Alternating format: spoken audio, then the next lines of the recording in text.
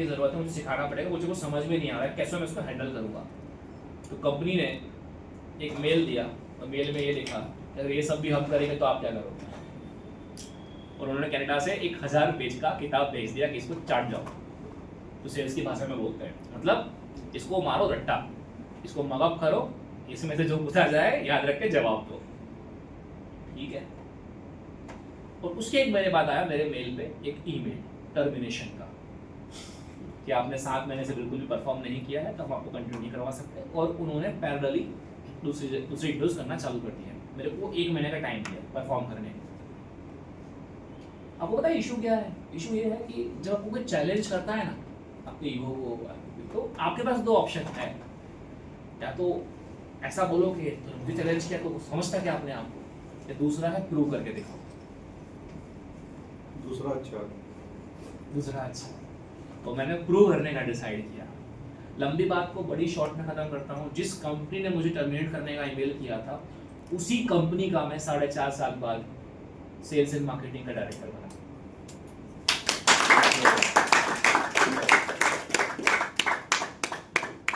जब कॉलेज के last year खत्म कर रहा था अप्रोक्सीमेटली, तब मेरा साल का package 48 lakh rupees per year plus incentive.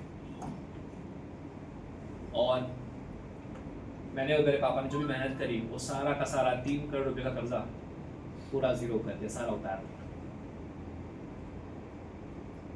और मैं इतना गर्व से इस बात को लेता हूँ कि जब बाकी लोग शायद अपनी लाइफ में क्या करना उसके लिए सीरियस भी नहीं थे, बट एक समस्या आई, एक कर्जा आया, एक फाइनेंशियल सिचुएशन आई जिसने मुझे एक रास्ता दिया, एक डायरेक्शन दिया, जिसने मुझे स्ट्रांग बनाया और मेरी स्किल्स पे काम करने में मुझे मजबूर किया। ये मेरा चॉइस नहीं था।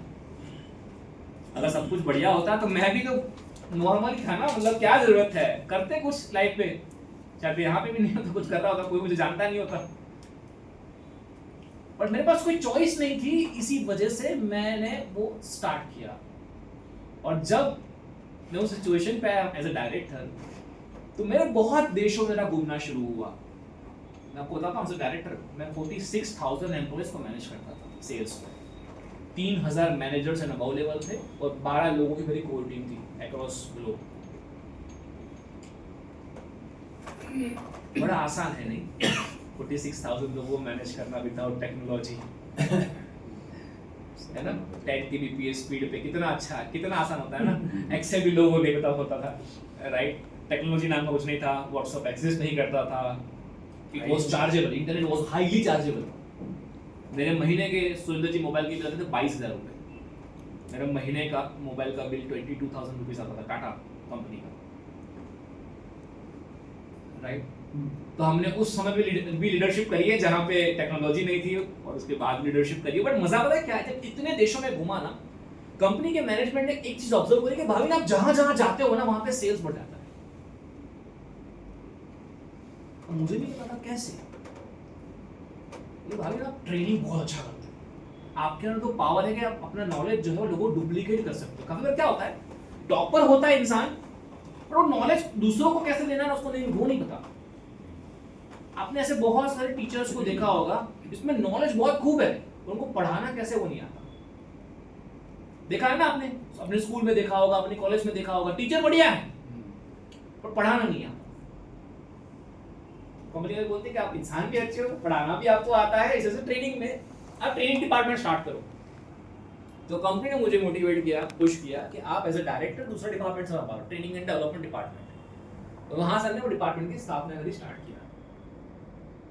और एक समय आया जहाँ पे कंपनी ने बताया कि हमें लगता है कि आप हमारी कैप से भी बाहर हो, मतलब आपके अंदर इतनी क्षमता है कि हम नहीं चाहते कि आप अपने आप को यहीं पे बांध के रखो, और उन्होंने मुझे मोटिवेट किया कि आप इंडिपेंडेंट स्टार्ट करो, हमारा सपोर्ट पूरा मिलेगा।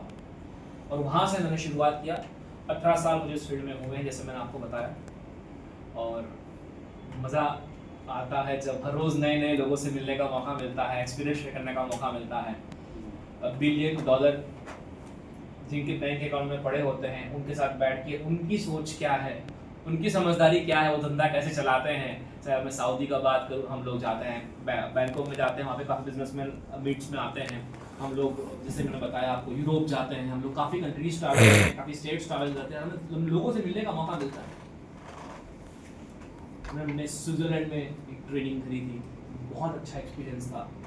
कहने का मतलब मेरा ये है यहाँ पे कि जो इंसान घूमता है, ट्रैवल करता है, उसको सीखने का बहुत मिलता है,